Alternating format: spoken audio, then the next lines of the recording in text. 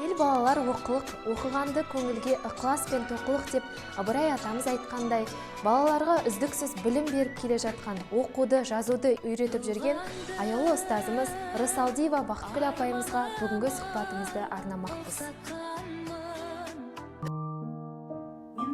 Мен 1984 жылдан бері Орал қаласынан оқуды бітіріп, осы Абай атындағы мектепте өзімнің туған жерімде жұмыс жасап келемін. Бастауыш сыныптарға сабақ беремін.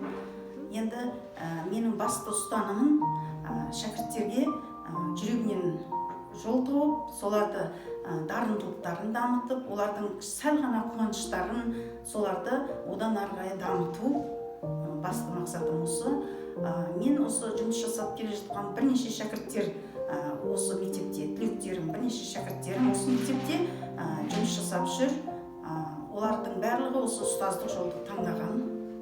Оларға мысалы атап айтатын болсақ, Абай орта мектебінің директоры Сыздықова Фарида Аманқызы, Қосдәулет Баймұрат осы мектепте, Сыбасарова Айгүл, Өмірзақ Фархат сынды оқушыларым осы мектепте ұстаздық еңбек етіп келе жатыр.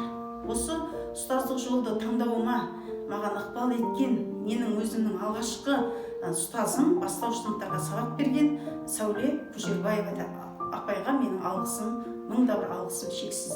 Сол кісінің арқасында, сол кісінің берген білімінің арқасында осындай менің бойыма ізгілік, еңбекқорлық, кішіпейілділік, қарапайымдылық сияқты, еңбекқорлық сияқты қасиеттерді тартқан осы Сәуле апайдың арқасы.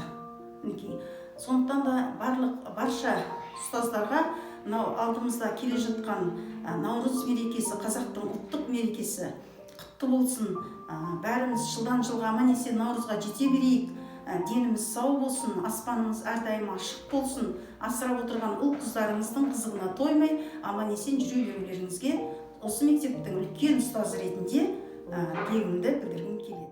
Абай атындағы орта мектептің 1-ші сынып оқушысымын. Басы Наурыз мереке, Ақнұрға әлем боянды, Наурыз тойы береке, тіршілік жаңа оянды.